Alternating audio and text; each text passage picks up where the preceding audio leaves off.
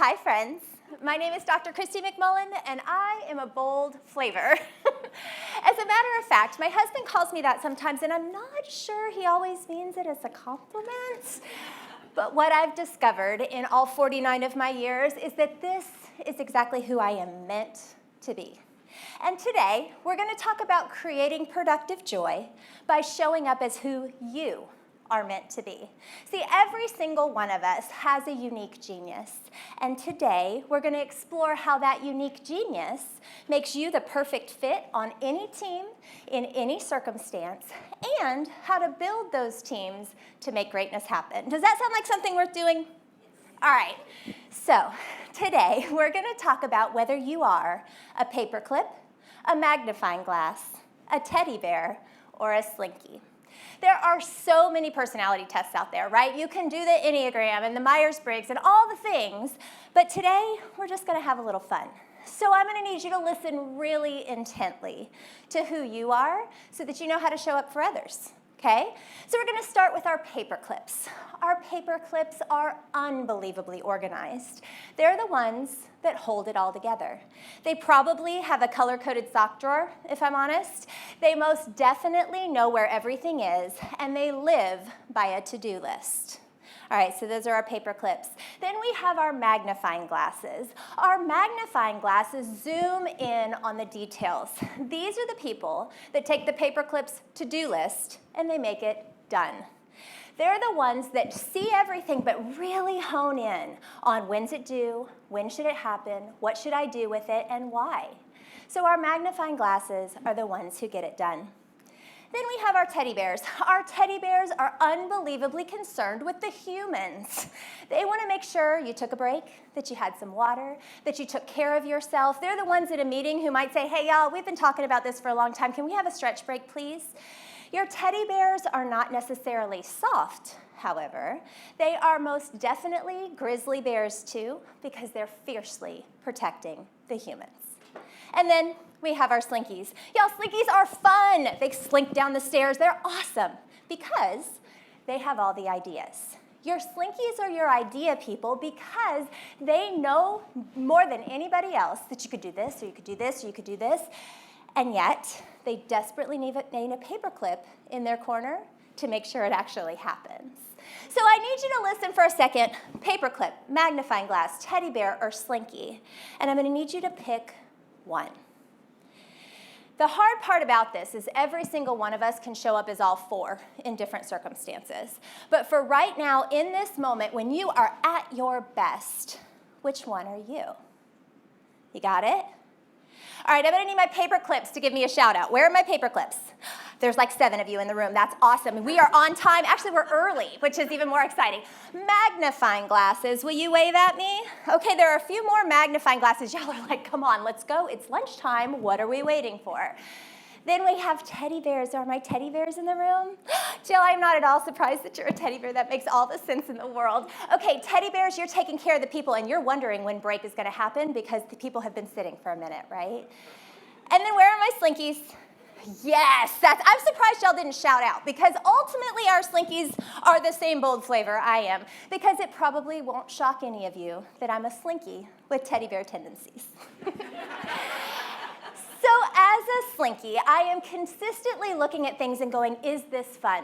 Because I know our brains only fire neurons when there's some sort of emotion tied to what we're doing. And I know that it is important that we have that fun. But I'm also looking at the people, and I'm worried about the people, and I want to make sure that the people are okay too. Because here's the thing that we need to understand about humans. We are one of these 4 things, but we can show up as others. I can be a paperclip if I have to be, but that is my least favorite space to be in. That's not how I'm wired. So when you think about being with others, are you able to show up as who you're meant to be? Or are you being asked to be something you're not? It's really hard to show up when we're inauthentic. As a matter of fact, it's a whole lot like wearing a mask. So it could be a surgical mask or a Mardi Gras mask or a snorkeling mask. It doesn't matter what kind of mask it is. The longer we wear it, the more we start to suffocate. The harder it gets to breathe. So if you think about the workplace or an activity with others and you are wearing that mask and you're having to be something you're not, you're probably pretty exhausted. And that's not necessary. So step one is to know yourself. And all of you identified in one way or another. Step two is to surround yourself with the kind of people who complement who you are. So I have the privilege of working with lots of different groups, one of which was a group of volunteers. And these volunteers were junior league members, and they were given lots of tasks, right? So the different tasks that they were given were things like increasing membership, or planning a party, or having an event, or raising money for this particular charity.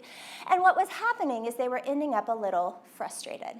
So I decided to work with them in this exact way, and I did exactly what I just did with you. I said, are you a paperclip, a magnifying glass, a teddy bear, or a slinky? But I took it a step further. I then grouped them according to who they were.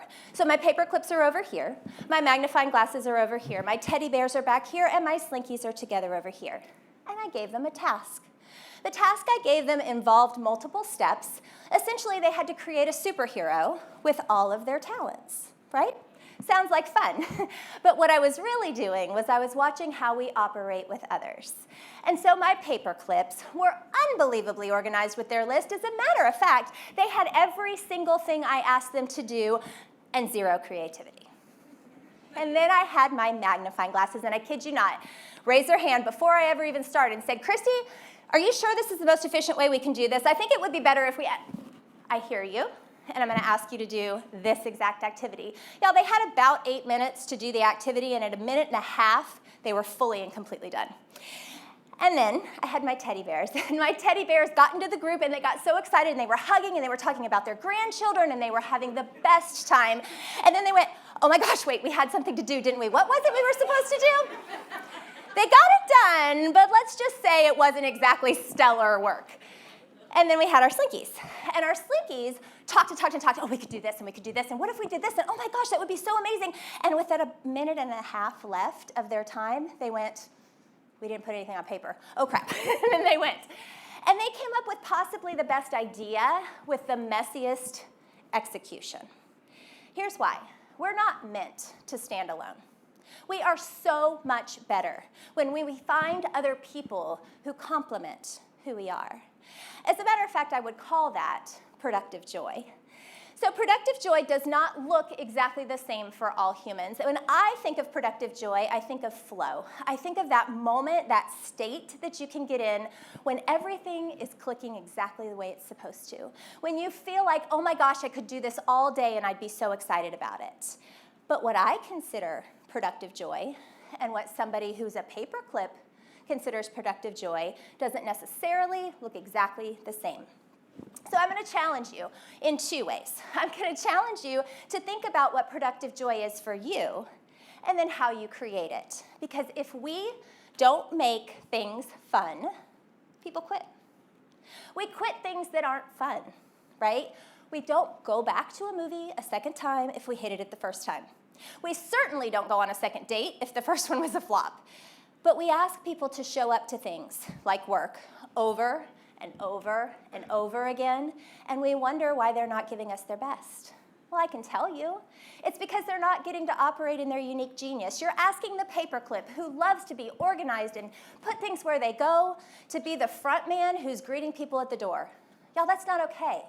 Just because it's in their job description doesn't mean it's what they're meant to do. We're all wired to be something very specific. And yet we're constantly having to evolve and morph into something else. And I'm not saying that's wrong. I'm saying that's not where we can sustain ourselves. We can sustain ourselves in the space that we were uniquely made to be. It's okay to move out of that space, but we can't stay there. So my definition of fun probably looks a little different than yours too. But I need to give you my consistent definition of fun so that you can start to create it in the workspace, with your families, wherever you tend to be. So my definition of fun has 3 pieces. Number 1, you make people feel valued and appreciated. Number 2, people have a voice and they're allowed to use it. And number 3, it's fun when people are able to leverage their talents for the greater good. So let me start with number one. People feel valued and appreciated. If you say thank you, people will continue to do what you're asking them to do. Doesn't matter if they're a paperclip, magnifying glass, teddy bear, or slinky.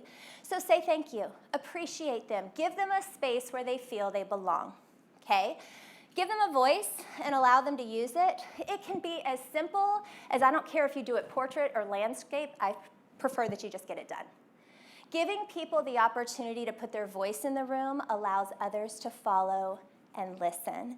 So in a work situation, that might look like asking the people on the floor where they actually want to put the next machine instead of assuming that this is the best spot to put it. Talk to the people because they are the ones with all of the answers. And then last but not least, leveraging those talents for the greater good. As mentioned before, just because it's in their job description does not mean it has to fall in their lap. What are they good at? Know your people. And when you know your people get to thrive. So why am I talking about fun at work? Or fun at home? Or fun, period? Because we quit things that aren't fun. If we're not creating spaces where we have that joy, we walk away. Or we quiet quit. And I don't think any of us can afford either of those things in our families or at work. So my hope for you is that you're thinking about, okay, if I'm a magnifying glass, what do I see as productive joy? If I am a paperclip, how do I create productive joy? Because each one of you identified in a different space. And if you're not creating that productive joy, you get stuck. So today is our day to get unstuck and to figure out how we can be the best possible versions of ourselves. So I'm going to ask you to think again. First of all, on the count of 3, I want you to shout out which one you said you were so that we can see who's dominant in the room. Shout it with pride. Are you ready? 1, 2, 3. I somehow knew my slinkies would be the loudest. Okay, I appreciate that fully. Okay, so we're all represented. I did hear the rest of you. The slinkies were just a little more loud. Okay, so as that person, how do you create productive joy? First, you have to define it, right? For me, it's that flow state when you don't even realize you're actually working, you're just flowing, right? But for you, what is it? And then once you've defined it, how can you spend every minute of every day helping others create it? Because if we're not creating productive joy, we're asking people to quit. And I don't think that's really what we're here to do. Do you? So today, I want you to figure out a way to turn fun into action.